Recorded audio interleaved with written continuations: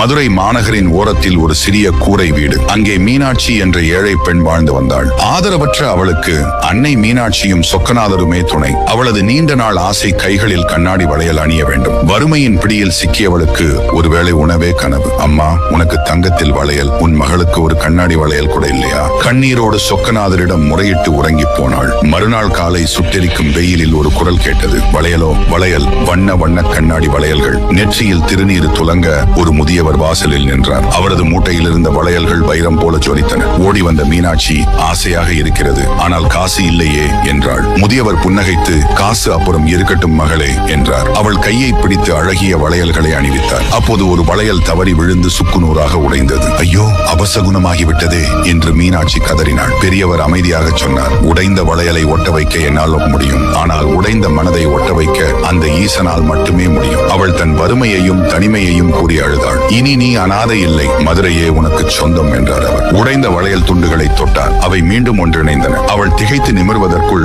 அந்த முதியவர் மறைந்து போனார். அப்போது கோவிலில் இருந்து பட்டர்கள் ஓடி வந்தனர். அதிசயம், கருவறை மீனாட்சியின் கையில் சாதாரண கண்ணாடி வளையல்கள், சொக்கநாதரின் கரங்களில் வளையல் விற்ற தழும்புகள் இருக்கின்றன என்றனர். உண்மை புரிந்த மீனாட்சி வீதியில் விழுந்து கதறினாள். எளியவள், எனக்காகவா நீ வீதிக்கு வந்தாய் ஈசா? செல்வத்தை பார்க்காத இறைவன் அவளது தூய அன்பை கண்டார். உடைந்த வளையலை ஒட்ட வைத்த அந்த சொக்கநாதர் உங்கள் சிதறிய வாழ்க்கையையும் நிச்சயம் சீரமைப்பார். உடைந்தால் தான் கண்ணாடி, உருகினால் தான் இறைவன். ஓம் நம சிவாய.